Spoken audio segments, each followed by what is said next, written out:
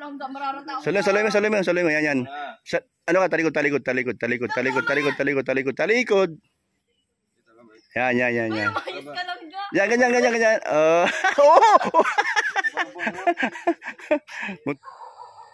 Hello mga kaibigan, mga kabroks at mga kalingap.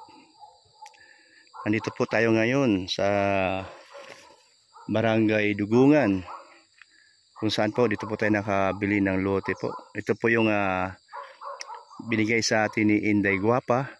Ito po, muli pong masukal ang lugar na ito dahil po ilang buwan po nandito po ito na bisita po at nalinis. Ngayon lang po aki pong ma-vlog para po ang ating paglalagyan ng ating plano o kubo ito na po. Sa sunod po sunod na araw po atin po nalagyan ng bubong na po yan. Malalagyan po natin ng bubong yan at bago po malagyan ng bubong maglinis po muna. Ayan po, ito po muna yung kubo, tapos doon po yung pinakabahay banda po doon, yung pinakabato na po pag-ipunan po natin. Ayan po, napakasukal po. Maganda at tabing kalsada. Yan po, kantong-kanto po. Yan, papunta po ito sa dulo kila Alex Librada. At yung mga nandoon sila paring Eric. At doon man po sa bandang kanto na yan, pag kumanang ka, nandyan po nakatira si Red Niveno. Yan po, ito po yung sa akin po. Simula po dito. Yan, hanggang dito po yung ayan po, hanggang dito. Tapos yun po pahaba. Yung pahaba po dun. Ayan po. Ito po yung kalsada papunta sa loob. Kung sino po makabili ng lote doon sa looban, ito po yung daan. At dito po naman sa kabila, ganoon din po. Ayan. Ayan po. Dito po ako sa kantong-kanto. Ayan po. Ayan. Pwede na po akong gumawa dito kahit anong araw, anong oras po. Wala na pong problema dahil meron na po itong katibayan. Patunay po na bayad na po lahat. Wala na po tayong utang. Kasi po ilang hulog po tayo dito. Salamat po talaga kay Inday Guapa. Siya po naging dahilan pat tayo nakabalik at nakakuha po ba't po tayo nakabalik ng dait at nakakuha po tayo ng lote. Talagang madamo na po talaga, kaya nakakatakot pumasok pagka hindi ka magdahan-dahan, baka may ahas ay. Yan po, andun po yung aking puso na pinakabit ko doon. At ito po kasi, kaya po ang unang natin gagawin ay kubo dahil po para yung kuryente at makabit ka agad at makapag-ipon-ipon na ilang taon. At pa nakapag-ipon-ipon na, saka tayo gagawa dito po ng magandang bahay talaga na pang matagalan na po yun. Yan po. Ito po matibay pa po. Di pa po ito basta-basta nabubulok. Kahit ilang buwan na siyang ganyan. Yan po. Maganda po ang ating plano dito mga kabroks. Nakapag-ipon-ipon po. Tayo ay magpapagawa ng kwarto na may sariling CR para po pag kung sino po may gusto po na bumisita sa dait dahil po sa kalingap na kanilang minamahal at kanilang bibisitahin, pwede na po sila tumuloy dito. Wala pong problema sa atin. Opo. Maganda po ang plano po natin dito. Ayan po. Ayan po, medyo masalimuot dahil po sa dami ng damo. Ayan po. Hanggang dito po yan sa may bahay na yan. Yan, mahaba po. Mahaba. Malaki po. Kaya salamat kay Inday Guapa. Ito po ang katibayan po natin. Noong isang araw ko po ito na bayaran, yung kulang po. So, ayan po. Ayan.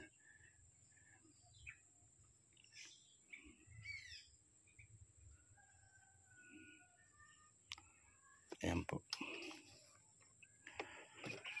Hindi na po tayo mahihiya pag tayo'y meron ditong gagawin o magpabahay, ano man ang ating tatayo dito po, di na po tayo mahihiya kasi po bayad na po ang lote.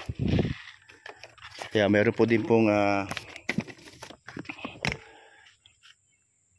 binigay po dito si Star Miko po, yung dagdag dito sa paggawa sa kubo. Nandyan po lang naman po pambili ng nipa. At saka yung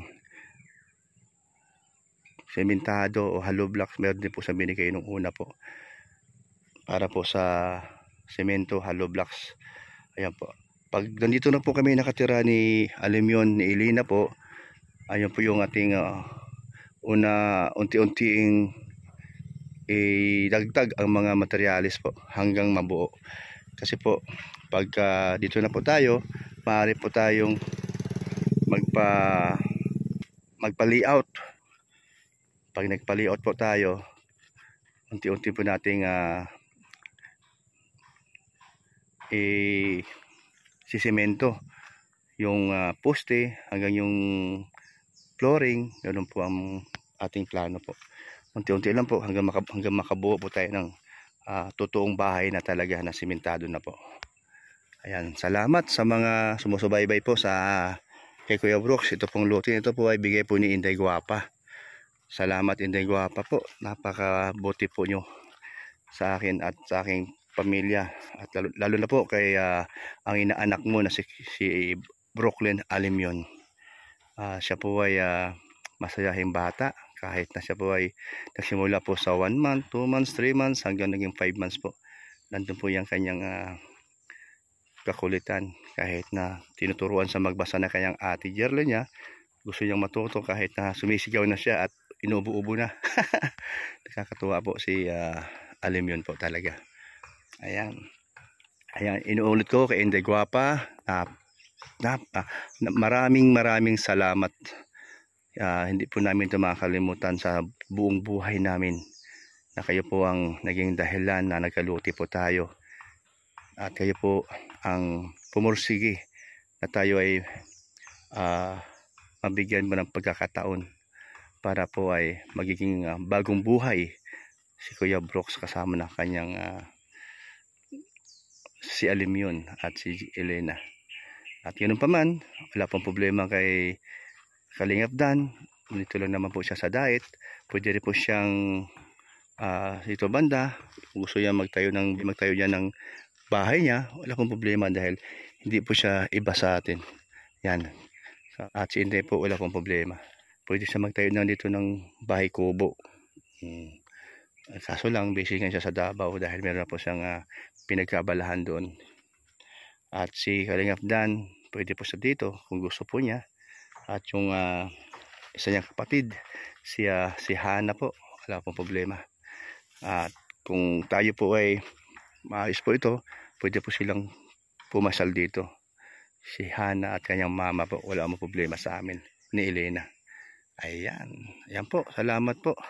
Salamat po at meron po tayong isang Inday Guapa na talaga pong tinulungan ako. Kaya higit pa po sa kapatid ang turing niya po niya sa akin. Totoo po yan.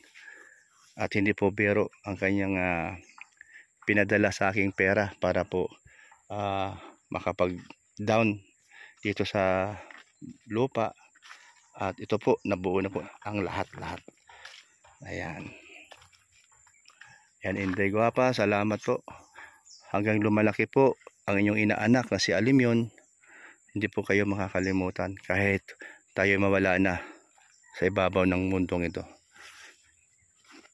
Siya po, si Alimyon po ang magmamana po nito.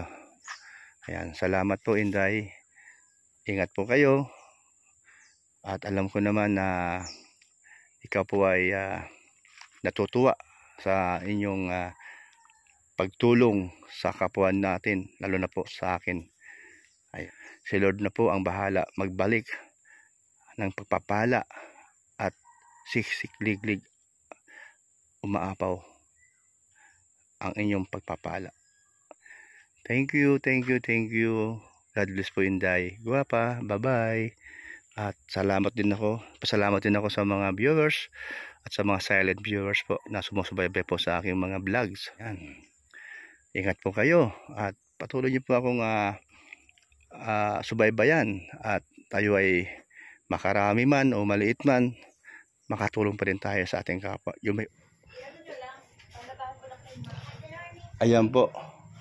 Nandito tayo sa bahay ni Kalorni at Red Noveno. Kasama ko yung dalawang bata. Ayan po. Ayan po. Ano, masaya kayo? O, kalain nyo nakapasalya dito. Oh, ano yun? Bakit may dala ka niyan? Sino bigay? Ay, grabe talaga. Ang galing, oh. Sige na. Bait yan si Ate Lorne May. Oo. Motor ka ulit kaya bro? Sa inyo ako makakakay. Ay, maganda, oh. Laki. May ganda tayo dyan. Oo. Ay, di naman. Ano, masaya ka? Ha? Nakadala ka niyan? Yung akalain na mayroon kang dalang. Ay, grabe. Ay, bukas na.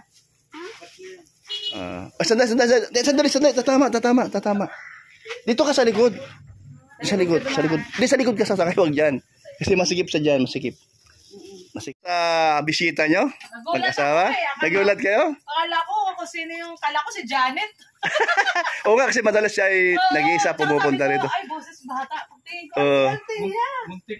Muntik ako ma-prank kasi sabi niya, naligaw daw sila. Sabi ba niya, sinabi niya naligaw kayo? Yun ang sinabi ko sa kanila. Tinuruan ko sila. Ha?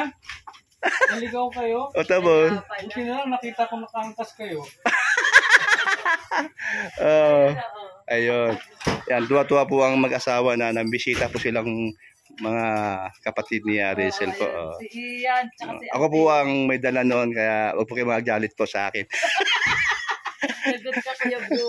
Dahil sinama ko po sila dahil sa lote po natin doon, ate pong binisita. Ay, ate dito ka. Dito ka. Ayan.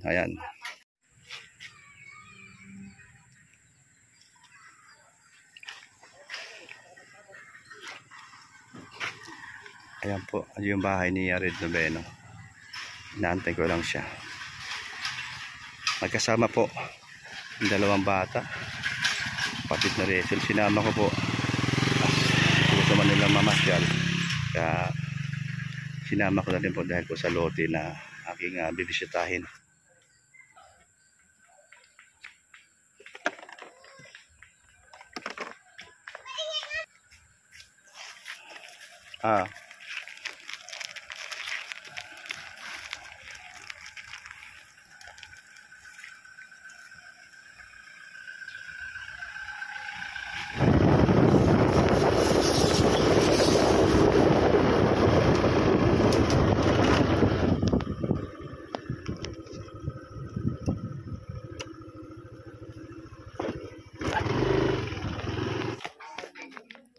Alam yun doon. Di mo alam yon?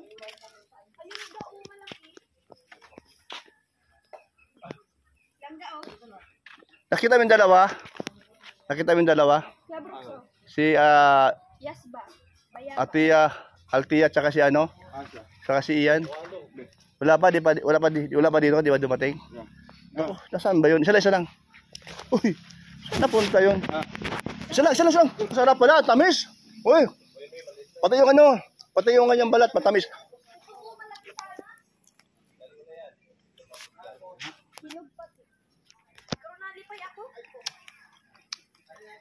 Mga langga. Baka may langgam dyan. Mga langgam. Baka may mga langgam dyan. Pareng Rezan, magsabi ka ng totoo. Bakit tinago mo? Ay, wala akong dalang bata, oh. Talaga pa pare. Ano tayo mga bata? Wala akong dala. Ano dun lang? Wala nga dun eh. Ang dami kong pinuntahan. Ha? Nandiyan si Kuya Bro.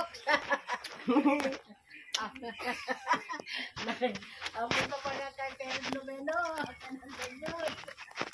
Ay, nga pala, no? Bakit ako na-prank? Okay, mapunta dito si Rawed Noveno, nakapakayan doon. Ang galing naman ni ate.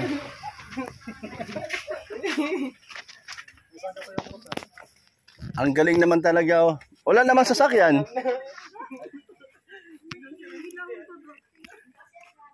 Doon, nakalipat na ako ah. Lilipat ako mamaya doon. Nagagamit ko, kukunin ko na. Uuwi mo lang, mararata ako. Saloy mo, yan. Ano ka, talikod. Yan. Ayos ka lang dyan. Yan, ganyan. Oh!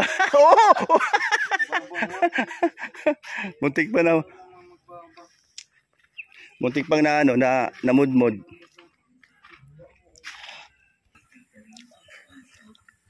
Ang nangyari po, ready na po ba kayo? Sino po ba ang nauna? Di ba siya? Okay na. 10 minutes na. Bye-bye. Sabi sa po, malaman po niya rin na ang nangyari. Silang gana po ang Ako na po ba? Mga biro-biroan nila. Oh. Bye-bye. Ganito po kasi yun. Una po, pumasok siya. And then, sumunod, lumabas at nagpula sa akin about sa struggle.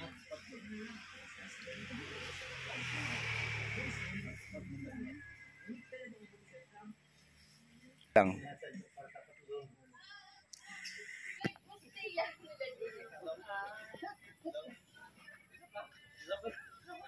Dapat lalayuan yung takbo. Nay, Dito kayo tumato. itong titulo na kasi. Kapag-video kasi.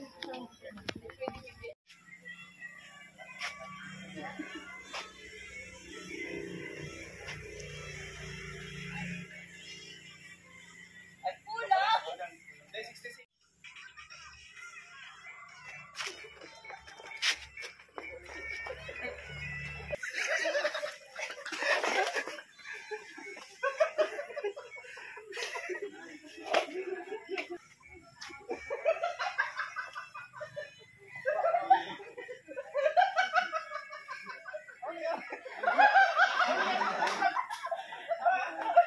Katuwa sila. Ano kayo?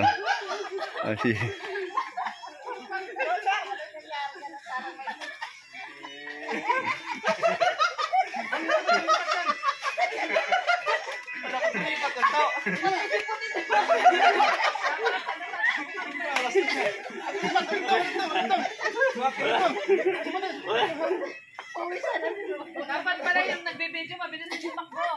Sa kanya nga nakatutok. Sa kanya nakatutok.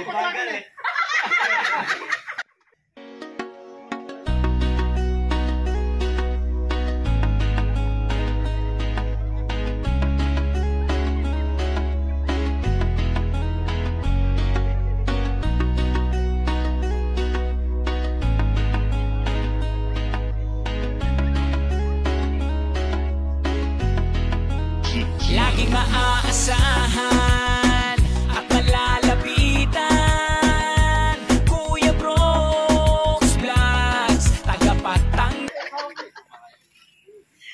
Pasaway. Alin? Nabidyo-bidyo ako. Saan ka may video? Ano ba? Pag wala akong ano. Oh. At grabe si Altia. Altia, ano yung ginagawa mo? Putik ba yan? Putik? Clay yan, clay? Clay. Oh, kita mo naman no, Kuya Brooks, oh. Galing, vlogs. Galing, oh. Saan mo nakuha yan? Sa likod? Yung sa mga itik? Laruan niya ni ano. Yung anak ni Rochelle. Mabigay ito ng kaklas. Binigay sa'yo. Ay, sorry man. Hindi ko. Meron din kasi ganyan. Sorry ka tuloy. Ayaw niya yung laruan niya dyan. Yan, galing. Uy. Clay. Nandiyan. Oo. Kamukha mo man talaga akin eh. Galing ni Altia, oh. Ay,